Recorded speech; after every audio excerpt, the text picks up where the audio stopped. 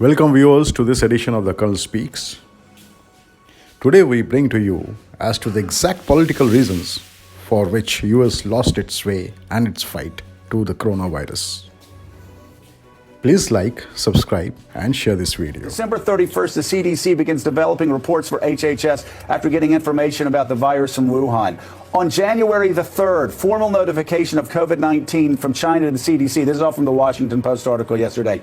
2 days later, U.S. spy agencies warned Trump in early January of an outbreak in the president's daily brief. January the 3rd, the CDC chief relays distributing news to HHS Azar. The disturbing news. On the same day, on the 3rd, Azar shares the Chinese virus notification with the White House and the National Security Council. This is all of this by January the 3rd. On January the 6th, the CDC offered assistance to China, who turned down that offer. That same week, the HHS convened an interagency task force on COVID-19 with HHS Secretary Azar, the CDC head, and Fauci. On the 8th of January, the CDC issued a public warning about the coronavirus. On the 14th of January, HHS Assistant Secretary Robert Cadillac begins drawing up plans to implement the Defense Production Act to fight the virus. Jonathan, I could go on practically every day that month. Things are happening. But this is on the 14th of January.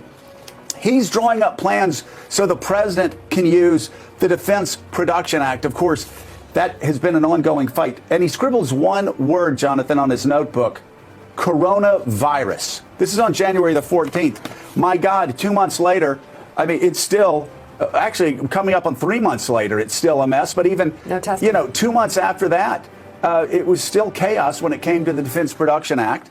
As we go through this timeline that the Washington Post laid out, Azar, who had gotten the information at the beginning of January, when they were all getting together and meeting, and the intel community by January the 5th or 6th were warning the president in his daily briefings, tried for 2 weeks to get the president's ear. He finally got a phone call with him on the 18th. It was the 18th of January. Azar finally gets to talk to Trump about COVID-19. But Trump decides instead to talking about the pandemic, which, by the way, he had been warned about in his daily briefings.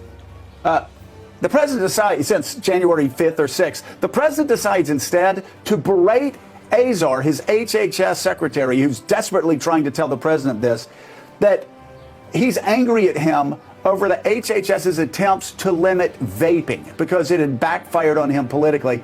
And Azar said the president dismissed him as alarmist, and the secretary was so worried that he couldn't get the president's attention that he was asking an associate, how do I get him to pay attention to this? This is serious. Well, you keep going through this list, and you have the president on the 22nd saying that he's not worried at all. We have it totally under control. It's only one person from China. It's going to be fine. That's when he was in Davos, in his ivory tower in Davos on January the 22nd. And then, of course, on the 23rd, as China is completely shutting down Wuhan and also not cooperating with us and blocks the U.S. lab from obtaining virus samples. On the 24th, this is when Donald Trump said, January, we're still in January, by the way, friends. Right. Trump offers lavish praise on China and its president, saying, quote, China has been working very hard to contain the coronavirus. The United States greatly appreciates their efforts and transparency. It will work out well. In particular, on behalf of the American people, I want to thank President Xi. He praises China's transparency January the 24th, when it is China that will not give his own administration and health officials the information they need to prepare for this virus, soon to become a pandemic. It's just absolute chaos. The president's in Never Never Land for 70 days, and Americans are dying this week, in large part because we weren't prepared.